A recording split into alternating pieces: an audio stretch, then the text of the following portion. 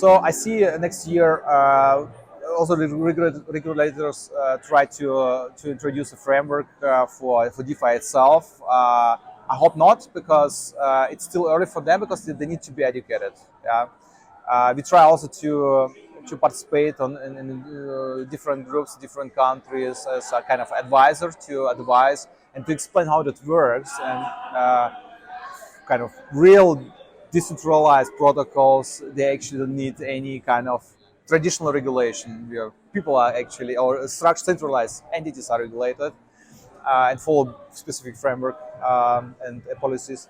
I see next year also a lot of projects popping up with new solutions.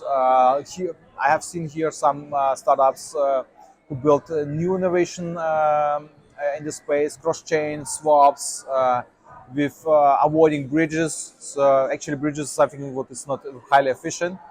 And there's a new kind of approach how to exchange money against multiple networks. So I think this bear market time is good time for building. And I was a couple of days ago on ETH Vietnam. I have seen also cool ideas of hackers, and I'm pretty sure more startups will come in the next year for sure. I think we benefit from what's happened previously with the FTX, with this really stupid story. More people starting to use self-custodian wallets, and also start to use decentralized exchanges and aggregators. Yeah. So I personally use Uniswap, for example, for passive income. I put in a specific price range something like USDC, Ethereum, for example, and I get my passive income. Yeah, why I should trust a person when I can just use a program, yeah, which is audited and secure. So I see more people coming into the DeFi space and using aggregators. For example, on the FTX crash, like all the whole story, we got like $2.5 billion of US dollars volume a day. This is huge. It's really huge. Centralized exchanges came like. Compared to traditional finance, stock exchange, for example, with the same approach, centralized thing, and just offering exchanging cryptocurrencies, yeah, on such a centralized exchange.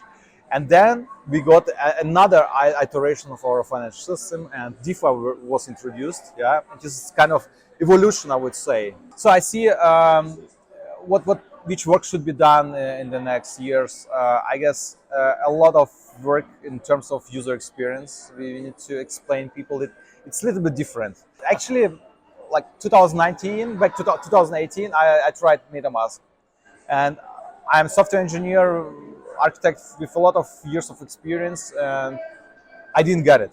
I didn't understand how that works, why I need to sign a transaction, to send it, to pay for it.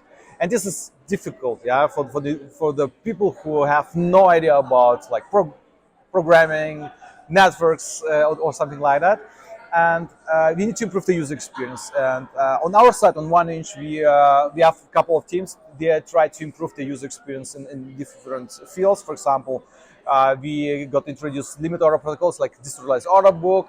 Looks similar to the traditional order book on traditional finance, but it works fully in decentralized manner. You do P2P exchange with someone else, and you don't have to trust anyone. Also, this swap interface what we have right now, it's still complicated for people. They need to sign a transaction. We are going to change this as well. It needs to be changed, and the user should just come and exchange without being involved in the transaction itself, from our point of view. And it's possible. So we're working right now on something. I hope we can release this year. I guess also in this direction, other projects will come and just offer people to interact with decentralized finances like in the traditional finance. Yeah, you get access through your wallet, and then you shouldn't take care about transaction itself. You should just take care that you, do an interaction, not more, not less. I guess in this direction we will go next year.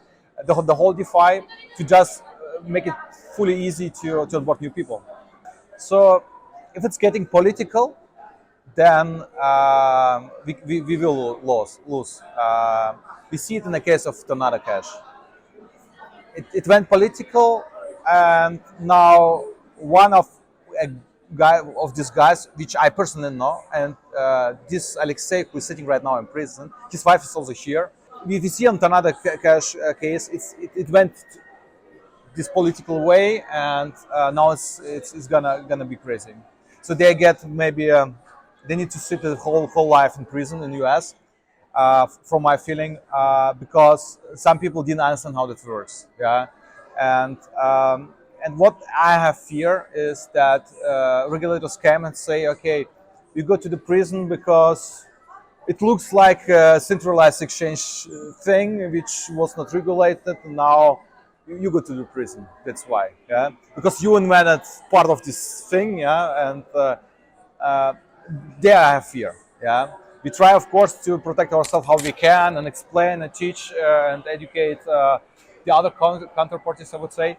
And also, we have a lot of lawyer companies who advise us in terms of what is coming regulation, what's common approach. There's actually no regulation regarding, for example, decentralized aggregators and decentralized exchanges itself.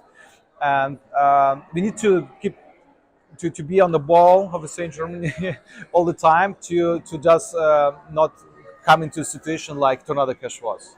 Actually, Tornado Cash is a very transparent system with open source, right? with traceable transactions. The thing is, you need to find that guy who withdraw, and then you can or who deposited, and then you can trace it because there are specific proofs. They had actually this mechanics, but people who are 60, 70 years old, who really don't understand how that works. It's similar to the first early internet time. So if you watch the TV from the beginning of internet time, they were like talking in the talk shows about, wow, what is this new thing? Who needs internet? This is no one needs it. Like how to use it and what is email? Yeah, what is email? No one needs it. And nowadays we cannot live without internet, I would say right now. So and this is the same here. The DeFi, this is just a new evolution for the humankind, I would say. We try to participate in kind of working groups who teach the regulators. Yeah, and we try to communicate with them as much as we can. But once again, I already said, these are really, most of them are really old people who actually are not that flexible, I would say, and not open for the innovations. Yeah, innovation happened already. We have DeFi. We need to work with it. We need to live with it, and we shouldn't destroy it from my point of view. So, and regarding institutional, I wanted to add to the previous question. Institutional players, we from 1inch, we are building right now on a community technology based on our open source smart contract and our architecture, an institutional product. We opened AG company in Switzerland to get the right SRO license, for example, and to offer the same highly efficient technology for institutional players. So, for example, banks can then easily exchange cryptocurrencies, buy, sell cryptocurrencies without interacting with brokers, people in between. That they just need to use an API or smart contract directly. And I'm pretty sure they will they are very, very open for this. So JP Morgan has built a prototype based on Uniswap and Ethereum blockchain, and offer already kind of pilot project for exchanging fiat currencies between banks. And this is cool. It's not very efficient way. When I was speaking last time with JP Morgan, I showed them our algorithm, and they said like, wow. and this will change the world, I'm pretty sure. And the more institutional we come, for sure, we need kind of to clear the situation, what happened with FTX and all the hacks as well. From up and over, we need kind of regulation in DeFi in terms of, hey guys, you need a security audit. Yeah, if there's a user interface which provide access as a client to a smart contract, it should have specific standards from up and over here. The world is right now very crazy. Yeah, so we have the war, and I hope we will not have other wars around the globe, which also affects and pandemics, which affects the world finances and in general, the humankind.